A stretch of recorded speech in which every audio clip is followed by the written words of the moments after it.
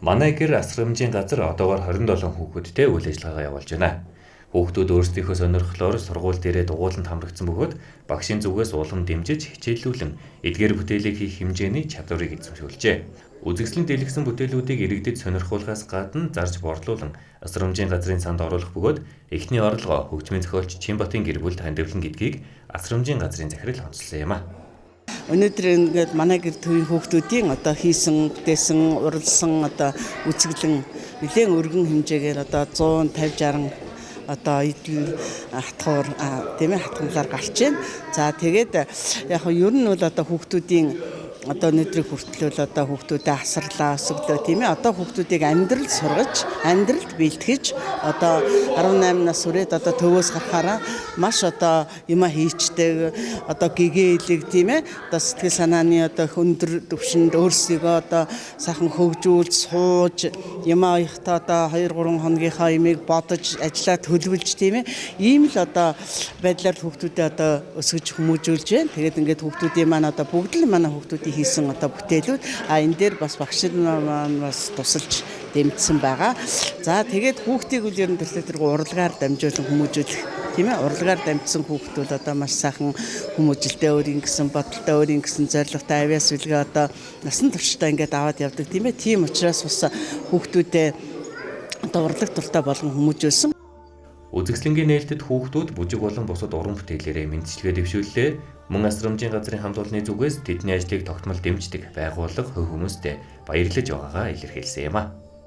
Энэ 10 хангалын дуулыг хийх гэж ингэж яг энэ хувц сонорыг эхэлж анх ойж байгаа. Дараа нь тэгээд бид нэр бөөнөр ингэж багшийнхаа одоо энэ Сүхбаатарт одоо манай энэ Алтай овоо маань байдаг. Тэгээд багшийнхаа төрсөн нутгийн энэ овоог ингэж оёё. Тэгээд одоо 10 харихна оёё гэж ярилцсан.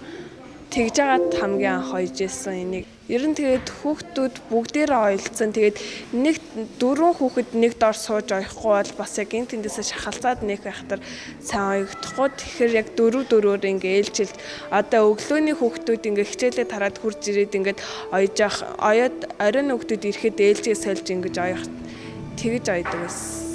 Одоо өнөөдрийн үед бол би өөрийнхөө ингэж чимж ойсон юмыг ингэж өмсөж байна. Тэгэл ерөн бүгд л өөрсдийнхөө ингээ хийсэн уран бүтээлийг ингээ хараад бахархаж ингээ өмсөж ингээ баяр хөөртэйгааг харах бас сайхан л.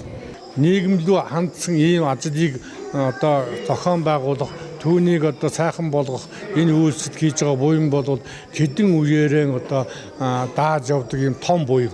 Тийм учраас их Монгол группийн хамт олон талархаж байна, бүх баярлж байна. Та нарын ажил зүйлс улам сайхан дэвжиж, улам өөдрөг байх болтугай, ашиг орлого нь улам нэмэгдэж явах болтугай гэж ёроож байна. Тэрийг одоо энэ телевизээр хамт олноор дамжуулаад, энэ эфирээр дамжуулаад хүсье. За хоёрдугаарт нь бол энэ би ягаад энэтэй холбогдсон учиртай юм гэхээр манай энэ асаргын хүүхдүүд бол 21 дархийн ажил 10 хангалын дуул гэдэг миний зохиол байдیں۔ Тэр дууланд Алтгуяа гэдэг хөгжмийн зохиолч Бинэр ордны маш их гайхамшигтай аялгау хийгээд тэгээд одоо бүжиг болгоод дэглээд ингээд одоо ирсэн явдал бол үнэхээр одоо нэг том уран бүтээд том одоо юу болсон юм а. Энэ уран зохиолын сэтгэлгээнд гарсан нэг том өөрчлөлт болсон байхгүй юу. Тэгээ энэ баярт оролцох гээд би одоо ирээд байж байна. Их Монгол төвийн үзэгсэлэнгийн танхим дэлгэсэн энэхүү үзэгсэлэнд Хэрээсэн оёдол, хатгамал, наамал шигтгээ, уран зангилаа гэх мэт 160 гаруй бүтээлийг дэлгээд байна. Хүүхдүүдийн үзэгсэлэн өнөөдрөөс эхлэн 14 хоногийн хугацаанд үргэлжилж байгаа бөгөөд нийт иргэдийг үзэж сонирхохыг урьж байна.